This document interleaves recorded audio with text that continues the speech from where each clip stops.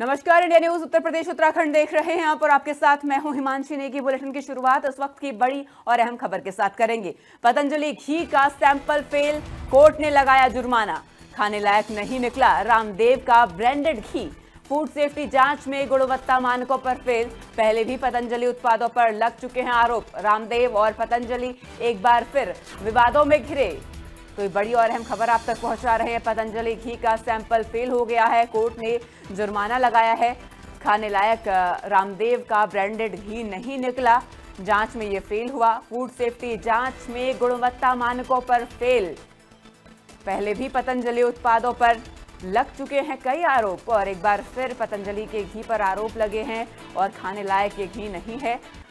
Court ने अब इस पर संज्ञान भी लिया है, जुर्माना लगाया गया है। पतंजलि घी का सैंपल फेल हुआ, कोर्ट ने अब जुर्माना लगाया। खाने लायक नहीं निकला रामदेव का ब्रांडेड घी। फूड सेफ्टी जांच में गुणवत्ता मानकों पर फेल साबित हुआ। पहले भी पतंजलि उत्पादों पर आरोप लग चुके हैं और एक बार फिर पतंजलि के घी पर सेफ्टी मानकों में खरा नहीं उतरा। कोर्ट की तरफ से जुर्माना लगाया गया है। ये बड़ी और अहम खबर आप तक पहुंचा रहे हैं। पतंजलि घी का सैंपल फेल हुआ, कोर्ट ने अब जुर्माना लगा दिया है। रामदेव का ब्रांडेड घी खाने लायक नहीं निकला और जिसके बाद कोर्ट ने इस फैसला लिया है। फूड सेफ्टी जांच में गुणवत्ता मानकों पर फेल हुआ पतंजलि का घी।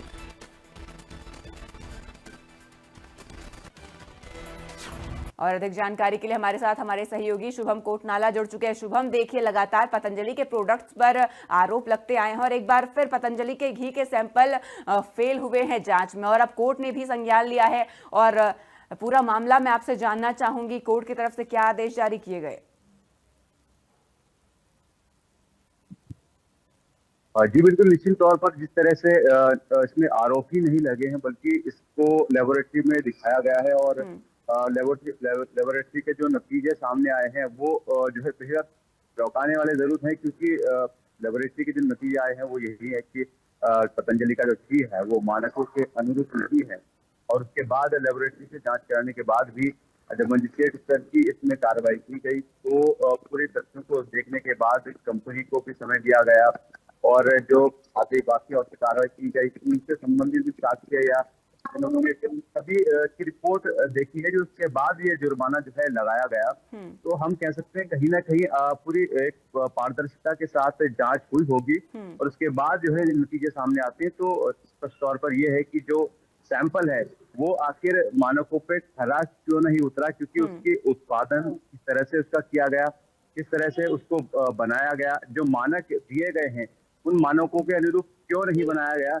और क्योंकि सीधे तौर पर हम बात करें, लोग आयुर्वेद से जुड़े हैं और आयुर्वेद के प्रोडक्ट भी खरीदते हैं और पतंजलि भी जो है आयुर्वेद के प्रोडक्ट बनाता है, लंबे समय से ही बनाता है। लोगों का विश्वास भी पतंजलि पर बना हुआ है, लेकिन इस तरह की जब खबरें सामने आती है कि मानकों के अनुरूप पतंजलि का घी नहीं पाया गया, तो निश्चित तौर पर जो लोग खरीदारी करते हैं या जो लोग इनके उत्पाद खरीदते हैं पतंजलि के, तो निश्चित तौर पर वो बड़े संदेह के घेरे में आ जाते हैं और उनको जो है विश्वास कहीं ना कहीं ग्राहकों का भी डगमगाता है। और निश्चित तौर पर हम मानेंगे अगर मानकों के अनुरूप घी नहीं रहा तो जाहिर सी बात है कुछ स्वास्थ्य संबंधी समस्याएं भी इससे हो सकती हैं। अगर घी खाने से अगर वो मानकों के अनुरूप नहीं है तो इससे जो है हम कह सकते हैं ग्राहकों के स्वास्थ्य के साथ भी कहीं ना कहीं जो है पूरी तरह से सावधानी नहीं बरती गई है।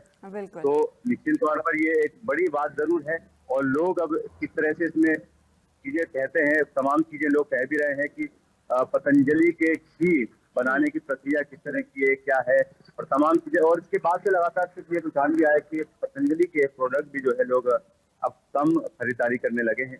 तमाम इस तरह की बातें सामने आई है, लेकिन बात वही है कि आखिरकार मानकों का पालन क्यों नहीं किया गया और मानकों का पालन ना करने के क्या कारण रहे हैं, क्या लापरवाही रही है, उस स्तर की देखना जरूरी है। हालांकि जुर्माना जरूर लगाया गया है, लेकिन इसके बाद से क्या चीजें पतंजलि अपनी सुधार सकता है या सुधार पाता है या सुधारता है या किस तरह से अब वो अपने उत्पादनता की ओर ध्यान देता है, इन सभी बातों को देखने वाली होगी। लेकिन फिलहाल जो ये इस तरह की बात सामने आई है, लोगों का विश्वास जरूर पतंजलि के घी पर जो विश्वास बना हुआ था वो कहीं ना कहीं जो है भ्रमित, या हम कह सकते हैं कि उनको जरूर विश्वास उनका ठेस पहुंची उनके विश्वास।